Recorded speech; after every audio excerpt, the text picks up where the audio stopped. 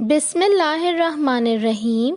السلام علیکم بچوں، آج ہم اردو قواعد میں بے ترتیب جملے پڑھیں گے اور انہیں ترتیب سے لکھنا سیکھیں گے۔ ان الفاظ کو پڑھیے۔ پڑھتا کتاب ہے حامد۔ یہ تمام الفاظ بامعنی ہیں، لیکن ان کو علیحدہ علیحدہ بولنے سے پوری بات ہماری سمجھ میں نہیں آتی۔ چلیے دوبارہ ان الفاظ کو دیکھتے ہیں۔ حامد ہے کتاب پڑھتا۔ جب ہم ان کو ملا کر ایک خاص ترتیب سے بولتے ہیں تو پوری بات سمجھ میں آ جاتی ہے۔ اس طرح لکھے ہوئے بامعنی الفاظ کو جملہ کہتے ہیں۔ اب یہ جملہ بنا، حامد کتاب پڑھتا ہے، اور اب ہمیں پورا جملہ سمجھ آ گیا۔ اب آپ کے لیے ایک مشق ہے۔ آپ کو کچھ الفاظ دیے جائیں گے، آپ ان الفاظ کو ترتیب دے کر جملے کی صورت بنائیے۔ چلیے پہلا بے ترتیب جملہ دیکھتے ہیں اور اسے ترتیب دے کر صحیح جملہ بناتے ہیں۔ الفاظ ہیں استاد لڑکوں پڑھاتے سبق کو۔ اب آپ سوچئے اور غور کیجئے کہ صحیح جملہ کیا ہوگا۔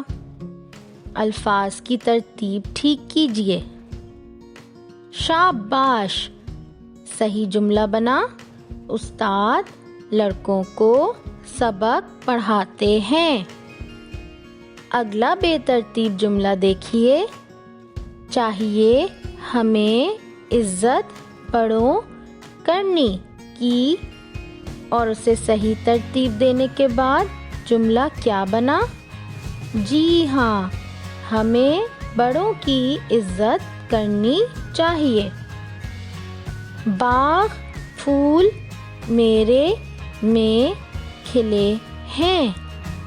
ان الفاظ کو بھی صحیح ترتیب دیجیے اور بتائیے کیا ہوگا صحیح جملہ۔ بالکل ٹھیک، میرے باغ میں پھول کھلے ہیں۔ شاباش۔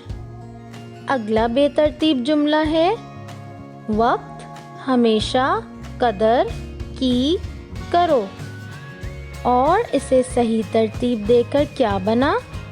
جی، یہ جملہ بنا، ہمیشہ وقت کی قدر کرو۔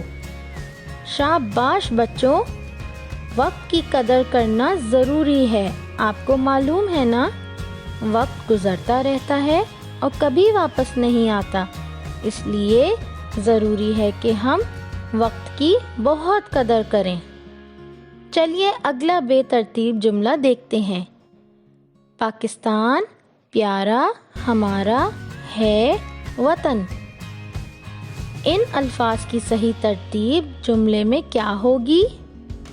بالکل ٹھیک، پاکستان ہمارا پیارا وطن ہے۔ امید ہے بچوں کہ آپ کو آج کا سبق یعنی بے ترتیب الفاظ کو صحیح ترتیب دے کر جملے بنانا اچھی طرح آ گیا ہوگا۔ شکریہ۔